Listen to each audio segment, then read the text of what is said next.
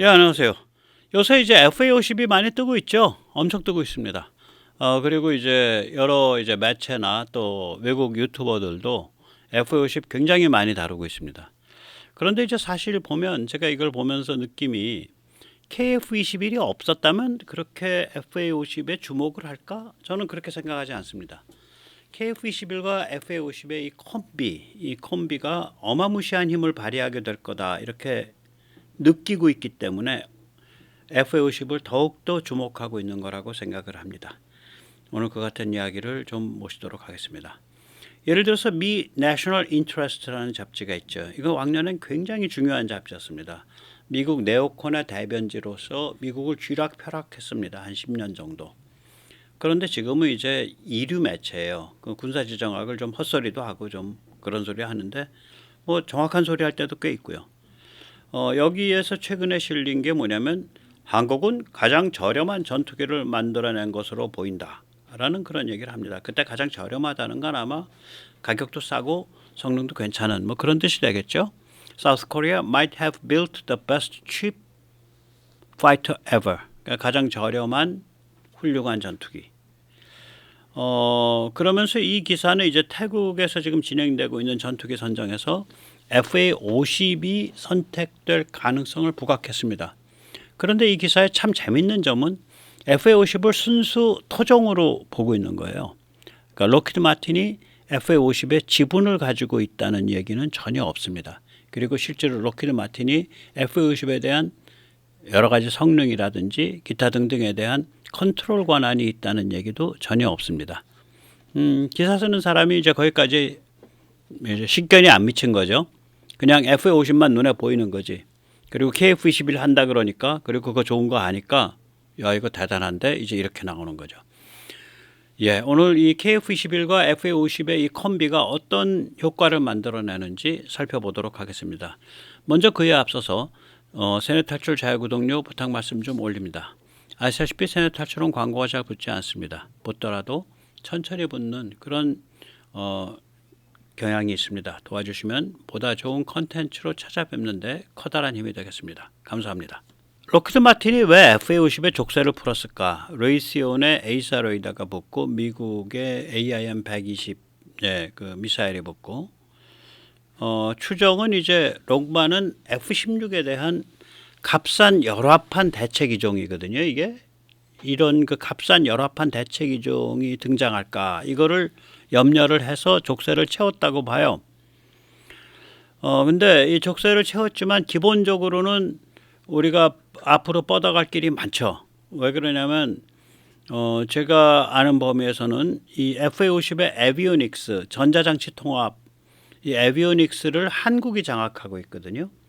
참고로 에비오닉스라고 하면 이제 그 비행기에 들어가는 모든 전자장치를 다 엮는 거예요. 그러니까 비행 자동 제어 조정부터 레이더부터 뭐 각종 센서부터 무장까지 전부 다 전자장치로 구동하잖아요, 비행기가. 그러니까 이거 통합이에요. 그냥 시스템 통합. 그걸 에비오닉스라 그러는 거예요. 그러니까 에비에이션이 항공, 일렉트로닉스에서 오닉스. 그래서 에비오닉스죠.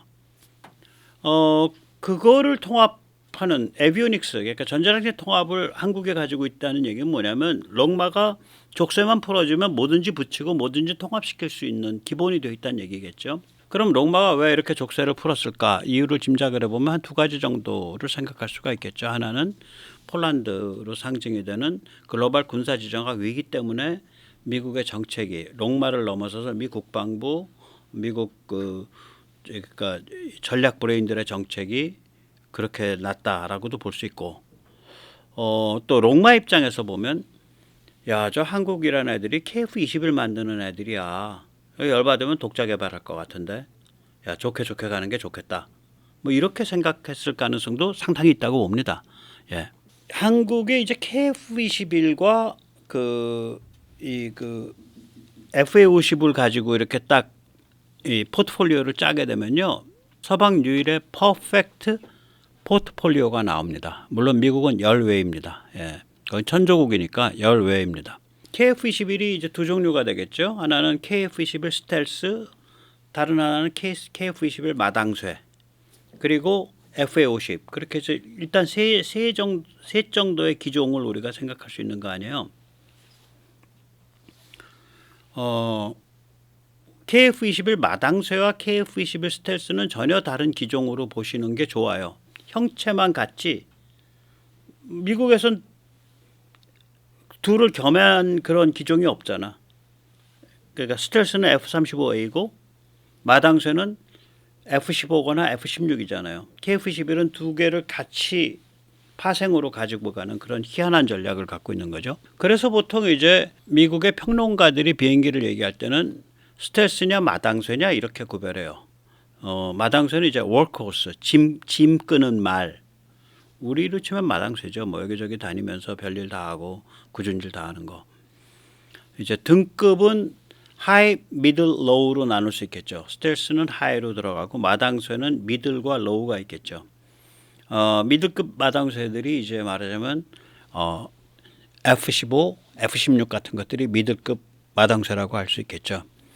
그럼 이제 기종으로는 뭐냐? 스텔스로는 하이급으로는 F-35A랑 우리가 하는 거, 그 다음에 운영하고 있죠. 그 다음에 이제 그 KF-21 블록 3가 이 스텔스 하이급 기종이고요. 마당쇠는 뭐냐? 미들급 기종으로는 KF-21 블록 1, 블록 2가 여기에 해당을 하죠. 물론 F-15, F-16도 여기에 해당하죠. 그럼 로우급은 뭐냐? FA-50 블록 20, 물론 지금 하고 있는 블록 10도 여기에 해당하지만 일단 블록 20라고 하고 이 공군 전력을 구성을 할 때 전부 다 하이급으로만 구성하는 것도 안 좋고요. 전부 다 뭐 미드급이나 로우급으로만 구성하는 것도 안 좋습니다. 이 셋을 섞어서 해야 됩니다. 이 스텔스 하이급들은 침투를 하고 특히 이제 방공망을 파괴하죠. 방공망이 파괴되면 그 다음에 제공권을 가지고 오는 거니까 방공망 파괴를 이제 그 suppression of enemy air defense 적 방공망 파괴라고 이제 부릅니다. SEAD라고. 미들급은 뭐 폭격에서 요격까지 이제 다목적으로 뛰는 거고요. 로우급은 뭐냐? 요새 이제 로우급도 이제 좋은 미사일 지금 FA-50의 블록 20면 AIM-120이니까 좋은 미사일이죠. 공대공 미사일에다가 또 HR 레이더 달고 이러면 얘도 요격을 한다고요. 특히 자국 영공안에서는. 그러니까 지상에서의 그 방공망의 엄호를 받는 상태에서는 상대방의 고성능 전투기를 요격할 수가 있어요. 다시 말하자면 대개 이제 한국 해안에서 한 50km, 100km 지점까지는 또는 한국 함정, 이지스 함정 부근에서는 요격이 가능하다는 얘기죠. FA-50도. 그 다음에 공중수찰, 에어퍼트롤 하고요. 그 다음에 근접 공중 지원, 육상에서 전투가 있을 때 가가지고 뭘 때려주는 거. 이제 클로스 에어 서포트라 그래가지고 CAS라 그럽니다. 그래서 이렇게 하이, 미들, 로우, 스텔스와 마당쇠가 이렇게 포트폴리오로 섞여야 되는데 지금 한국이 KF-21 스텔스가 있고 KF-21 마당쇠가 있고 FA-50이 있기 때문에 이 포트폴리오를 다 가지고 있는 거예요. 그것도 명품으로. 이제 한 30년경이면 1, 2년, 30년, 31년이면 이제 스텔스기 나오니까 KF-21. 그러면 야 서방에서 미국 빼고 이렇게 그 하이, 미들, 로우, 스텔스와 마당쇠를 포트폴리오로 다 갖추고 있는데 각각의 쓸만한 베스트셀러 혹은 명품인 그런 나라 있어? 미국을 열애시키고 나면 한국밖에 없어요. 네, 그렇습니다. 뭐 길게 잡으면 2040년, 좀 땡기면 2037, 8년이면은 FA-XX도 나올 수 있을 거다라고 봐요. 지금 FA-50보다 한 등급 위, 그러니까 미들급에 해당, 진짜로 F-16 씹어먹는 그런 기체가 나올 수도 있다. 이거 왜 그렇게 생각을 하냐면 이제 거꾸로 뒤집어 얘기하는 거예요. 2030년대 말이면은 드라이로 15,000파운드, 애프터버너로 한 2만 한 5,000파운드급에 지금 그러니까 지금 우리가 KF-21에 쓰는 F414 엔진보다 한 20% 정도, 약 20%, 15%, 20% 업된 엔진, 국산 항공 엔진에 대해서 유인기 장착 결정이 나올 거예요. 그러면 그게 무인기 버전으로는 2030년대 중반이면 무인기 버전으로는 완성이 돼요. 근데 그걸 유인 전투기에 싣는 건 또 다른 얘기니까 이제 그때부터 무인기에 싣기 시작한다고요. 그러면 그런 엔진이 성공할 것이다라는 것은 언제쯤 확신할 수 있냐면 2032년, 33년, 2032년이면 확신이 된다고요. 그게 뭐냐면 그 엔진이 성공해서 그것이 유인기 버전으로 바뀌는 시기를 겨냥을 하고 엔진 스펙을 다 아니까 이미 미리 FA-XX를 개발하기 시작을 할 수가 있죠. 이게 B-21이 이렇게 했어요. 미국의 그 신형 그 가오리 그 감시정찰 폭격기예요. 스텔스. 엔진이 개발되는 것을 기다리면서 먼저 기체를 완성했습니다. B-21이. FA-XX도 그렇게 할 수 있을 거라고요. 유인기에 15,000 드라이 15,000, 16,000파운드급을 실을 수 있는 시점이 뭐 2037년, 8년, 9년이면 되니까 미리 2032년, 33년부터 그것을 담아내는 FA-XX를 개발을 시작하게 될 거다. 앞으로 한 10년쯤 후에. 저는 그렇게 내다보고 있습니다. 그 전투기는 예를 들어 지금 FA-50을 좀 더 키운 거. 한 1.5배쯤 키운 거. 예를 들면. 이거는 예를 들어서 그거는 이제 그 완전히 그 F-16을 씹어먹는 애죠. 그리고 롱마로부터 제한도 안 받고. 드라이 추력이 15,000에서 16,000파운드 정도 될 거고 항속을 한 3,000km 가져가고 우리 쪽에서 개발하는 비행기들은 항속에 3,000은 나와야 돼요. 최소. 왜냐면 중국과 우리가 맞겨루는 상태라서 작전 반경이 한 1,000km 나오고 뭐 그런 아주 좋은 정말로 F-16을 씹어먹는 그런 것들이 나올 거라고 봅니다. 그런 게 나오는 시점 2030년대 말 2040년경에 보면 우리가 내가 또 잘못했는데 6개 기종의 베스트셀러, 스테디셀러를 가지는 거예요. 저는 단복자 구별이라든지 혹은 전자전기 이런 건 따로 구별 안 뒀습니다. 그냥 기종만 딱 했어요. 예. 예를 들어서 스텔스 같은 경우에도 두 종류가 있겠죠. 하나는 지금의 드라이 기준 26,000파운드. 저는 항상 드라이로 얘기합니다. 다른 하나는 새로운 15,000파운드 엔진 2개 채운 3만 파운드. 그래서 스텔스도 두 종류가 있을 거예요. 그때는. 비행기 기체 자체도 좀 수정될 수 있어요. 왜냐하면 엔진이 커지면 공기 흡입량 이런 것들이 다 달라져요. 엔진 그 파워가 커지면. 그리고 엔진 파워도 커진 김에 날개도 좀 크게 하고 약간씩 뭐 늘려가지고 뭐 이럴 수도 있다고 이게. 실제로 그런 일들이 있었고요. 다른 데서는. 그 다음에 이제 마당쇠로는 KF-21 이제 4 플러스 그러니까 비스텔스 형태로 두 종류잖아요. 26,000파운드짜리, 3만 파운드짜리. 벌써 여기서 네 종류가 되는 거예요. 그 다음에 이제 FA-XX가 이제 한 드라이 기준 15,000에서 16,000파운드짜리거든요. 그러니까 이게 F-16급이라고 해요. 얘가 미들급에 또 하나 있고 로우급에 지금 우리가 보는 FA-50에 뭐 블락 20이든 블락 30이 있겠죠. 그럼 11,000파운드예요.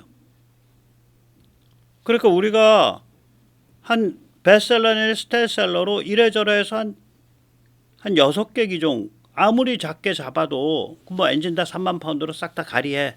아무리 작게 잡아도 3개 기종 정도를 4개 기종을 갖고 있는 거예요. 베스트 내지 스테디로. 그러니 이게 장난이 아니죠. 그런 나라가 없어요. 미국을 열애로 하면. 그래서 우리가 이제 미국한테 이런 메시지를 결국 주는 거예요. 뭐 겉으로 표현을 안 해도 당신들은 그 수출 못하는 그 최첨단 그거 열심히 하세요. 그건 뭐 많이 하세요. 우리는 좀 그 수출도 할 수 있고 내수도 쓸 수 있는 5.5세대 이하만 할게요. 당분간 그렇게 나가는 거예요. 이제 말하자면. 그 지금 현재 미국을 보면 이 전투기 개발 역량이 전부 수출이 불가능한 최첨단 모델에 집중돼 있습니다. 미국의 내수 시장이 워낙 크니까.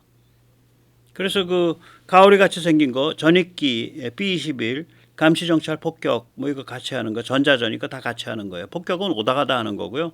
감시정찰 전자전 이게 핵심입니다. 통신중계 이런 것들이. B-21 그 다음에 이제 차세대 NGAD 여기에 총 집중돼 있어요. 그리고 좀 영양 남은 거 가지고 뭐 하고 있냐? 고급 공중드론 하는데 얘도 또 너무 무시무시해서 미국에 수출 잘 안 해. 얘도 미국의 고급 공중드론 수출 거의 안 합니다. RQ4 그거 굉장히 예외적으로 수출하고요. MQ9 그건 정찰기형으로만 수출하고요. 그것도 몇 군데 안 되죠. MQ9도. 요번에 대만에 수출하기로 했고요. 대만이 결정되기 전엔 인도, 뭐 일본 이렇게 해서 몇 개 안 돼요. 그거 MQ9도. 예. 그렇게 보면은 야 미국은 거기로 함몰돼 있네. 수출 불가능한 걸로 다 함몰돼 있네. 그리고 최첨단으로 함몰돼 있네. 그러면은 아니 한 5세대까지는 누가 만드는 거요? F-35나 거기에 해당하는 거나 그 이하까지 전부. 지금 F-15, F-16 이런 것들 전부 이 시장은 누가 가는 거예요? 준비된 나라가 한국밖에 없는 거예요. 이게 그 시장이 지금 비어가고 있어요. 예. 지금 이제 보시는 게 스텔스 타격기 B-21이죠. 예, 쟤는 감시정찰, 뭐 정보, 통신중계 이런 게 핵심이고요. 폭격은 오다 가다 하는 애입니다. 쟤는. 예. 그러니까 쟤를 그냥 폭격기라고 표현하면 좀 섭하죠. 예. 듣는 B-21 섭합니다. 차세대 전투기 저거는 이제 극비에 진행되고 있죠. NGAD 한 10년 정도 지나야 좀 많이 드러날 겁니다. 극비 진행되고 있는 거예요. 그래서 미국은 이런 데 총 집중되어 있기 때문에 결국은 글로벌 군사 지정화 위기는 진행되고 있고 미국은 수출 안 하는 자기들이 써야 되는 물건에 초집중돼 있고 중국을 견제해야 되니까. 그러면 뭐 심지어 나가서 F-35급까지 혹은 뭐 그 아래 그 바로 못 미치는 급까지 이거 누가 만들어서 수출할 거냐는 거지. 가성비값 공급자가 한국밖에 없어요. 시간이 갈수록 그렇게 될 겁니다. 지금 그런 걸 느끼기 때문에 FA-52 요새 그 뜨는 것에 대해서 그 밀리터리 유튜버라든지 해외 매체들이 아주 깊게 논의를 하고 있는 거죠. 예. 이 KF-21은 제가 보면 2보 전진 1보 후퇴 5보 약진입니다. 215입니다. 엄청 대담하게 내지른 두 걸음이 있어요. 2보 전진이. 하나 뭐냐면 형상과 디자인을 5세대로 택한 거예요. 두 번째는 뭐냐. 에비오닉스를 우리가 하겠다라고 결정한 거예요. 물론 미국이 이걸 돕지 않겠다라고 했기 때문에 우리가 하게 됐는데 제대로 한 거예요. 이 에비오닉스는 번역을 할 때는 항전 시스템, 항공전자 시스템이라고 번역을 합니다. 항전, 이게 항공전자란 뜻이에요. 의미는 결국 뭐냐면 비행기에 있는 모든 전자장치의 통합인데 비행기는 전자장치 덩어리잖아. 뭐 날개를 퍼덕인다든지 뭐 이런 것까지 다 전자로 구동하잖아요. 그러면 비행기의 통합이지. 비행기에 들어가는 전자를 사용하는 모든 부분의 통합. 그렇게 되는 거죠. 그러니까 비행기 통합이에요. 그냥 에비오닉스를 그렇게 보시면 돼요. 그래서 무슨 박머식이라는 분이 뭐 F-22의 에비오닉스를 가지고 와서 한국인한테 가르쳐줬다. 말이 안 되는 게요. 에비오닉스는 밑도 끝도 없는 작업이에요. 밑도 끝도 없는 작업이에요. 그냥 정말 머리 좋은 사람들이 인생을 그냥 불살라가면서 달라붙어서 계속 해가는 작업이지. 어떤 한 사람이 뭐 옛날에 쓰던 소프트웨어 한 쪼가리 들고 와갖고 그게 답이 되는 그런 게 아니라니까요. 이거는. 그래서 이 에비오닉스가 뭔지를 좀 우리가 이해를 좀 해야 할 필요가 있습니다. 그 다음에 이제 그렇게 해서 두 걸음을 나간 다음에 한 걸음을 후퇴한 거예요. 그래서 현실에 단단히 발을 디딘 거죠. 그게 뭐냐면 일보 후퇴가 뭐냐면 야 먼저 4++로 구현해. 그러면 개발 기간과 비용이 줄어들고 리스크가 줄어들어. 성공 가능성이 높아져. 2보 전진한 거고 5세대 형상 택하고 에비오닉스 국산화로 해서 성공시키고 2보 전진을 한 다음에 1보 후퇴를 한 거예요. 4++ 세대로. 그러고 나선 5보 약진입니다. 예, 5보 약진인데 뭐 카이가 들으면 기분 나빠할 수도 있고 좋아할 수도 있는데 스텔스는 카이 혼자 잘 만들면 돼요. 예, 기체 잘 만드는 집이니까. 그러면 관련 회사들은 뭐냐 이거지. 오히려 초고도의 지금 그 역량이 총집중되는 건 저는 센서 융합일 거라고 봐요. 예를 들어서 KF21이 앞으로 EOIR 센서 몇 개 박을 텐데 저거 스텔스여야 박는 거 아니거든요. 지금 상태도 박을 수 있거든요. 예를 들면은 그 F-35는 6개 박았죠. 6개를 박아가지고 그 6개가 걷어들이는 거를 하나의 상황 인식으로 꿰매기를 하죠. 조각 그림을 꿰매갖고 전체 전구형, 그러니까 spherical, 전구형 공간에 대한 상황 인식으로 꿰매죠. 그게 IR이거든요. 기본은 적외선이거든요. 그걸 이제 스티칭이라 그럽니다. 그래서 이런 것들이 지금 아마 물밑에서 엄청 진행되고 있을 겁니다. 참고로 대한민국의 EOIR 그 기술과 이런 것들이 세계 수준이에요. 그럼 이렇게 되면 어떻게 되냐? 레이더를 켜지 않고 상대방을 감지하죠. 적외선이니까. EO니까. 적외선은 뭐를 감지할 수 있냐면요. 상대방이 어느 각도에 있다라는 건 감지가 돼요. 거리는 감지가 안 됩니다. 그런데 KF-21이 세대가가 그러면 나는 이 각도야. 얘가 보니까 상대방은 이 각도야. 제가 또 다른 내 동료가 보니까 이 각도야. 그러면 공간에서 한 점이 삼각 측량으로 특정되잖아요. 그럼 뭐야? 레이더를 켜지 않고 상대방을 조준해서 미사일을 쏠 수 있는 거예요. 레이더를 킨다라는 거는 깜깜한 밤에 등대를 켜는 거랑 똑같습니다. 내가 레이더를 켜는 순간 상대방도 나의 존재를 압니다. 그런데 내가 숨어 있으면서 레이더를 안 켜고 상대방을 미사일을 쏠 수 있는 락온이 돼. 상대방은 오금이 저려서 꼼지락 달싹을 못해요. 특히 내가 스텔스야. 그러면 걔의 중국 전투기 입장에서 레이더에 한국의 KF-15도 15도 보이고 F-15K도 보이고 KF-16도 보여. 근데 그것만 있겠냐라고 생각할 거 아니야. 레이더 안 켜고 내 눈에 안 보이는 스텔스로 딴 놈이 나를 지금 노리고 있을 수 있다. 이 계산을 할 거 아니에요. 오금이 저려서 꼼짝을 못하는 거야 이게. 이거가 F-35가 그렇게 무서운 거예요. 그래서 우리가 F-35를 잘 써야 돼요. 그리고 많이 배워야 됩니다. 그리고 미국이 엄청난 돈을 들여서 계속 진화하고 있거든요. F-35가 이제 블락3인가 그게 나오면은 무시무시해지죠. 예, 블락4인가 블락3인가 지금 준비되고 있는 거. 예, 블락4죠. 그거 나오면 무시무시해집니다. 또 그 다음에 또 블락5 나올 거고. 그러니까 돈 들여가면서 수입해서 100% 잘 사용하고 거기서 많이 영감을 얻고 그걸 KF-21에 우리 방식대로 구현하고 이렇게 가는 거예요. 예, 그러니까 좋은 거죠.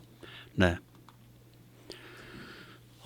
그 다음에 이제 아까 말씀드렸잖아요. 조기 양산 배치. 네. 이거를 많이 반대했다는 점에서 키단은 저는 유사 간첩단, 유사 중국 간첩단이라고 생각을 해요. 사실은. 예. 유사 간첩단, 그러니까 간첩단은 아닌데 간첩단과 진배 없는. 근데 중국에 봉사하는. 그래서 유사 중국 간첩단 키다. 예. 카이다. 그렇게 생각을 합니다. 1년 이상 앞당긴 거죠. 사실은 26년 하반기에 들어가니까. 남들이 빛에 대해서 왈가왈부할 때 갈릴레오가 중요한 얘기를 했습니다. 중요한 행보를 했습니다. 프리즘 막대기를 만들어서 사람들한테 뿌렸어요. 빛이란 무엇이다. 빛이란 무엇이다 하고 막 탁상공론을 할 때 막대로 해서 보니까 빛이 색깔이 여러 개가 섞인 파장이 여러 개가 섞인 그런 걸로 구성되어 있네. 예. 써보고 실험하는 게 최고의 접근법일 수가 있어요. 써보고 실험하는 것이 최상의 연속 개발일 수가 있어요. 이게. 특히 우리 경우에는 F4, F5를 시급히 퇴역시켜야 되잖아요. 막 가는 말로 F4, F5보다 잘 나오면 되는 거 아니야. 근데 벌써 F16보다 잘 나왔다라고 얘기를 하거든요. 조종사가. 더욱이 앞으로의 추가 개발이 뭐 하드웨어를 많이 고치는 게 아니라 소프트웨어인 상태에서는 양산할 수가 있죠. 소프트웨어는 계속 업그레이드 하면 되니까. 그런 면에서 이제 이거를 한 템포 죽이려고 덤벼들었던 카이다는 이건 거의 유사 중국 간첩단이다. 그렇게 보는데 단지 이제 저는 요번 완로 때 40대 바로 발주하는 건 저는 그건 좀 많이 무리할 거다. 그 40대라는 게 그렇게 만만한 숫자가 아니다. 40을 확정시켜 놓고 20씩 끊어서 발주하는 게 맞다. 그리고 명분은 20씩 끊을 때 명분은 그거 저기 레이더로 미사일 유도되는지 그거 확인하고 나머지 20 주겠다. 그래서 6월 말까지인가 확인하잖아요. 레이더로 미사일을 유도합니다. 지령 유도를 합니다. 그러니까 미사일을 쐈을 때 이게 이제 적기가 한 100km 바깥에 있다. 미사일을 쏴서 갈 때 이 미사일이 이 100km 바깥서부터 자기 레이더로 미사일 앞에 조그만 고주파 레이더 들어있거든요. 그걸로 적기를 추적하는 게 아니에요. 이 전투기가 가르쳐준 대로 가요. 그래서 접근했을 때부터 전투기 쪽에서 명령이 나갑니다. 이제 네 레이더로 켜고 네가 물고 들어가. 그러면 그걸 뭐 10km나 20km 남긴 시점에서 그때 미사일이 물고 들어가는 거예요. 그럼 이 앞 단계 이거를 지령에 의해서 유도한다. 그래서 지령 유도, 간첩에 내린 지령처럼 미사일에 지령을 내려서 유도한다 그래요. 커맨드 가이드라 그럽니다. 그거를 6월 말까지 검증을 하고 추가 20대를 발주하겠다는 건데 그건 당연히 돼야죠. 예. 당연히 돼야 되는 일이죠. 그 다음에 이제 그 전자전 쪽인데 이게 소리 소문 없이 아마 많이 진행되고 있을 겁니다. 예. 이 전자전에 관계된 기술을 거의 다 우리가 갖고 있죠. 왜 그러냐면 우리가 세계에서 가장 강력한 그 무선통신 장비 제조 국가니까 거의 모든 기술을 갖고 있다고 봐야 되고요. 우리가 그 해군 함정에서 그 전자전을 해온 지가 한 20년 됩니다. 소나타라는 시스템으로.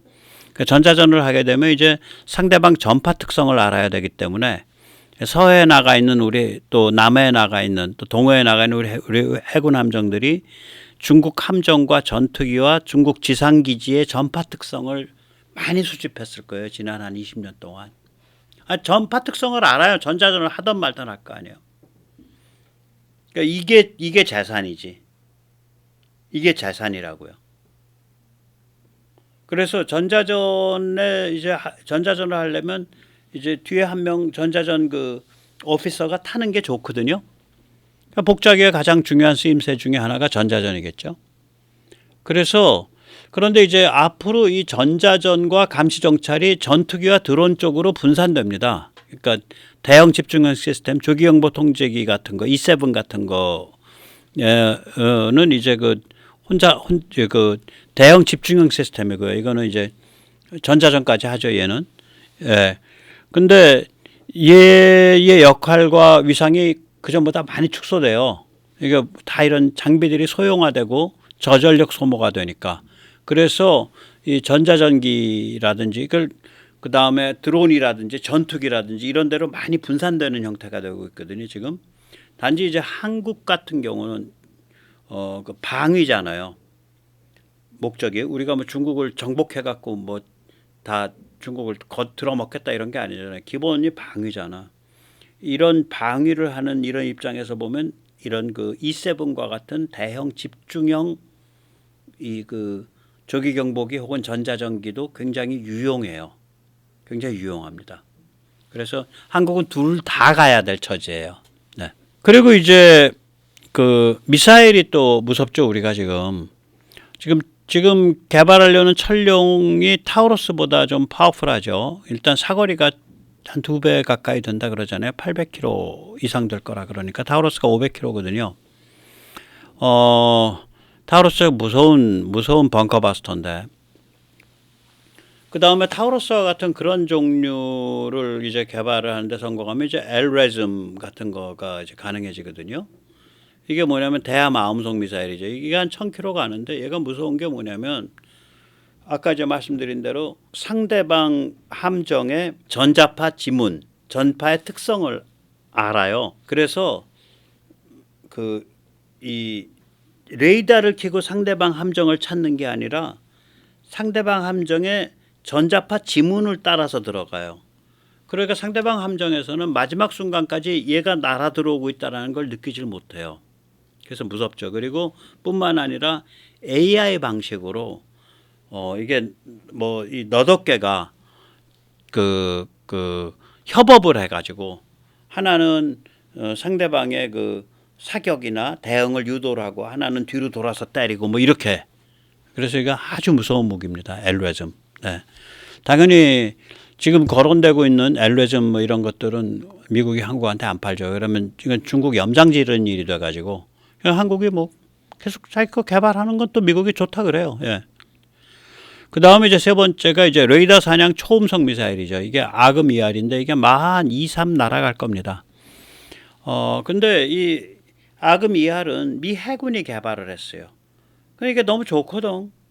그러니까 미 공군이 야 그거 다 우리가 그 앞에 시커 그 호밍 그 쫓아 들어가는 거 그거 좀 바꿔서 우리는 뭐 레이더도 사냥하지만 딴 것도 사냥할 수 있게 좀 범용으로 좀 시커를 우리가 좀 고급화시키기 위해서 그래서 이걸 가져가서 CO라는 애를 만들고 있습니다. 그게 공군이 변주하고 있는 거예요. 근데 한국은 이 공중발사 초음속 미사일이 처음부터 CO를 겨냥한 것 같아요. 왜냐면 시커가 뭐 적외선 시커 이런 게 들어가거든요. 그러니까 이거는 이거 봐라 이거 봐라 적외선 시커가 들어가 이게 지금 CO가 적외선 시커 들어가거든.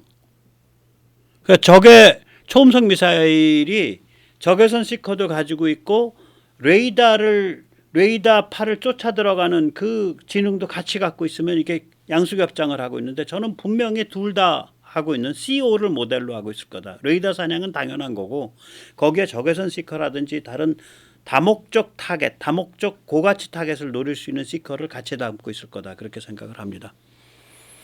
그 다음에 이제 우리가 중거리 공대공, 단거리 공대공도 개발하죠. 뭐 겉으로는 뭐 KF-11 많이 팔아먹으려고 그러는데 사실은 KF-11 사가는 나라가 무슨 미국에서 AIM-120이나 혹은 그 유럽에서 미티어를 살 수 없을 정도로 좀 뺐다간 나라다 그러면 우리도 KF-11 못 팔아요.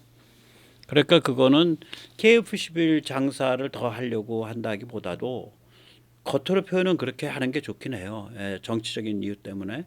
실제로 노림수는 언젠가 등장하게 될 무인 전투기에 이걸 채우려고 한다. 무인 전투기에 이거 채우려고 하면 안 팔거든요. 상대방이. 그 무인 전투기가 무인 드론이 공중 드론이 고급화되면 그 부품이나 거기에 해당하는 무장을 그 수출입하는 게 금지돼 있습니다. 네. 그 다음에 이제 멈티를 우리가 거의 미친 듯이 하고 있죠, 사실은. 그 우리가 잘 모르는데 저희 이 표가 제일 명확할 것 같아요. 일단 하나 말씀드릴게요. 우리가 흔히 멈티 그러면 뭐 전투기가 옆에서 같이 날아서 같이 뭐 공중전을 하고 그건 영화고요. 잠깐 잊어버리셔도 됩니다. 그건 한참 나중에 나오는 맨 마지막 챕터고요. 그러면 뭐 날아가면서 명령 받아가지고 뱃속이 탁 열리면서 거기서 미사일이 뿅 튀어나간다. 그 이제 미사일 캐리어죠. 그건 마지막에서 두 번째예요. 그럼 지금 당장 급한 건 뭔데? 감시정찰 드론입니다. 제가 그 그림으로도 보여드렸잖아요. 드론은 높이 떠가지고 상대방을 좌표를 찍어주면 KF-21은 낮게 뜨면 상대방 레이더에 안 잡히거든요. 낮게 떠서 딱 있다가 찍어준 좌표로 미사일 쏴버리는 거죠. 그래서 이 감시정찰 드론이 이게 무시무시하네요. 이런 것들이 이제 네트워크로 연결된 다영역 공중전력인데 네트워크로 연결된 네트워크 멀티 도메인 에어포스를 추구하고 있는 나라, 네트워크로 연결된 다영역 공중전력을 추구하고 있는 나라는 대한민국 하나뿐입니다. 미국을 열외로 하면. 그래서 이걸 우리가 굉장히 빠른 속도로 추구하고 있어요. 우리 무아브가 올해부터 양산 들어가죠. 이게 왜 그러냐면 이게 이제 시험용으로 할 때는 뭐 PT6 같은 프레덴 위트니 그 터보 프롭 엔진을 쓸 수가 있어요. 이게 실험용이고 이게 정찰용이라고 한다면 어떻게 싹싹 비벼서 뭐 그거 비슷한 거 우리가 쓰고 있으니까 웅비에서 그 프레덴 위트니 거거든요. 잠깐 이거 좀 쓸게요 하고 그냥 쓸 수가 있을 거라고요. 그런데 얘를 무장형으로 간다 그러면 못 써요. 이거 양산 들어갔다는 얘기는 1200마력 터보 프롭 엔진 개발 사실 끝났다는 뜻입니다. 이게 무섭기 때문에 정부가 떠들질 않아서 그렇지 개발 끝난 겁니다. 1200마력 터보 프로 엔진. 양산 들어갔다니. 올해 양산 들어갔잖아요. 그 다음에 이제 두 번째가 이제 이게 왼쪽 용어들이 전부 국방부에서 쓰는 용어들입니다. 저피탄 무인기. 이게 이제 중간에 보이는 저런 모양으로 된 건데 저건 2025년에 나옵니다. 왜 그러냐. 물론 그 전에는 우크라이나제 엔진인가 뭔가 붙여갖고 갖고 놀고 있는데 이게 왜 그러냐. 쟤도 무장 능력이 강하기 때문에 우리 엔진이 있어야 돼요. 5,500파운드 터보팬 엔진이 2025년이 완성 시점입니다. 지금 거의 다 완성되어 있습니다. 그 다음에 이제 그걸 좀 변형을 하면 10,000파운드 터보팬 엔진이 됩니다. 물론 지금 저피탄 무인기나 스텔스 정찰기 전부 다 아음속입니다. 초음속기 아닙니다. 따라서 이 터보팬들한테는 초음속을 뚫기 위한 애프터버너 없습니다. 예, 없어요. 그 다음에 스텔스 정찰기 저게 2028년에 나옵니다. 그 시점이 어느 시점이냐. 10,000파운드 터보팬 국산 엔진이 완성되는 시점입니다. 그러니까 굉장히 지금 윤석열 정부 들어서 가지고 그동안 거론됐던 거를 다 잡아서 굉장히 밀어붙이고 있는 거예요. 지금 현재 상태가. 자, 그러면 거꾸로 생각을 해보세요. 무장형은 우리가 이런 엔진, 이런 어느 거가 됐든 간에 이 정도의 고급 드론들은요. 무장형은 수출을 못해요.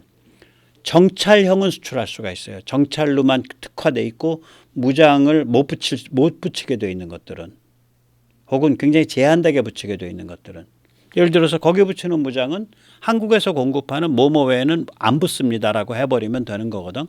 아예 안 붙여주니까. 네. 그래서 예를 들면 그게 뭐 우리 KGB 두 발 붙이면은 그게 한 발이 1,000파운드니까 두 발 붙이면 거의 한 개거든요. 국제 기준에. KGB 한 발 들어가고요. 뭐 미사일 하나 붙여요. 좀 뭐 천검 뭐 이런 거. 천검 공중발사용 천검인가 뭔가 그런 거. 우리 그렇게 얘기하는 거거든. 다른 무장은 못 붙입니다. 거기. 그리고 무장량은 요거밖에 안 돼요. 안 그러면 수입 우린 수출 못하고 대군 수입 못합니다. 이렇게 가는 거예요. 정찰 위주로 가요. 정찰 베이스로. 그래서 이게 너무 무서운 드론들이에요. 이런 드론은요. 그냥 지금 우크라 전쟁에서 쓰는 보병에서 왔다 갔다 하는 드론하고는 격이 달라요. 보병 드론 많이 만들어야 된다. 그 많이 만들면 좋습니다. 좋은데 그거랑 격이 다르다는 건 알으셔야 되고 우리가 왜 그거를 서두르지 않았냐. 한국은 싸움 붙으면요. 그냥 거의 세계 대전급으로 붙는 거예요. 여기는. 그냥 아작 내는 거예요. 우리 살을 내면 핵으로 맞기 전에 아작 내야 되고 핵 쏘면은 여기 떨어지기 전에 요격해야 되잖아. 그래서 그런 무슨 탱크 깨고 뭐 이런 드론이 지금 우리한테 급하지 않았던 거예요. 한국 드론 결코 그 기술 없는 거 아닙니다. 우리한테 급한 건 오히려 이런 초고급 드론들이 급했던 거예요. 그래서 항공 엔진까지 간 겁니다. 이런 초고급 드론들. 예, 그렇습니다. 자, 그래서 이제 우리가 이런 것들이 KF-21과 연결되어 있는 이제 제가 오버 전진에 해당하는 영역들이죠. 그래서 오히려 스텔스로 이걸 뭐 내부 무장창을 넣고 뭐 센서를 매립을 시키고 그거는 카이가 알아서 하시고 실제 전략적 역량들은 이 오버 약진에 다 모여져 있을 것이다라고 저는 감히 짐작을 합니다. 예. 그래서 우리는 어차피 끝까지 싸울 수밖에 없어요. 오늘 뭐 선거 결과 어떻게 나오든 간에. 그러면 한국의 위상 자체가 서방 최강의 무기, 경제, 문화 파트너입니다. 지금. 우리 사회의 암적인 존재는 4개예요. 정치, 언론, 지식층, 성직자. 여기 왜 성직자가 들어가냐. 솔직히 말씀드릴게요. 저 천주교 영세명 갖고 있어요. 어렸을 때 받아가지고. 우리 할머님이 그러셔서. 솔직히 말씀드릴게요. 저는 길에서 신부 수녀님 보면 무서워. 스님 봐도 무서워. 누구랑 명함 주고받았는데 목사라고 찍혀있으면 무서워요. 누구랑 명함 주고받았는데 원불교 무슨 정려 이렇게 찍혀있으면 무서워. 이게 무슨 또라이야. 이 사람 또라이 아닐까? 이런 의심이 드는 거예요, 막. 정말 진짜 그렇다니까. 무섭다니까. 그 다음에 이제 뭐 지식 측이 제일 잘 기능 못하는 건 당연한 거고, 언론이 뭐 개판인 것도 당연한 거고, 지금 그런 상태죠. 그래서 우리가 이런 것들을 어떻게 극복할 거냐 참 고민 좀 해봐야 돼요. 그러니까 종북을 청산하면서 인류 보편의 가치를 한국화하는 것을 완성해야 되는데 우리는 그 길을 갈 수밖에 없어요. 그냥 오늘 싸움에 진다고 안 가는 것도 아니고 오늘 싸움에 이긴다고 그게 완성된 것도 아니에요. 단지 오늘 선거에서 이기면 좀 더 편하게 갈 수 있는 길, 좀 더 지평이 넓어지는 거고 오늘 선거에서 지면 좀 더 지평이 좁아진 거고 뭐 그런 거예요 이게. 다행히 이제 중국이 아무리 흉악해도 미국과 서방의 우리 파트너들이 우선 정신을 차렸어요. 한 30년을 그 머리가 중국 사랑 해체주의 글로벌리즘에 지배당해 오다가 이제 넋 빠진 상태를 좀 벗어났죠. 정신을 차렸고. 그래서 차이나 디리스킹으로 이제 뭐 미국, 유럽, 일본이 다 통일됐단 말이에요. 그 다음에 이 우리의 그 서방, 미국과 서방의 우리 파트너들이 우리의 전략적 가치를 인정을 하고 한국을 놓치지 않기 위해서 한국이 중국의 영향권으로 표류해서 들어가는 일을 막기 위해서 나름 여러 가지 배려를 하고 같이 움직이고 있어요. 그래서 뭐 충분히 싸워볼 만하다. 어떤 결과가 나도 선거에서 그런 좀 터무니없이 낙관적인 생각을 합니다. 네, 오늘 여기까지 모시겠습니다. 감사합니다.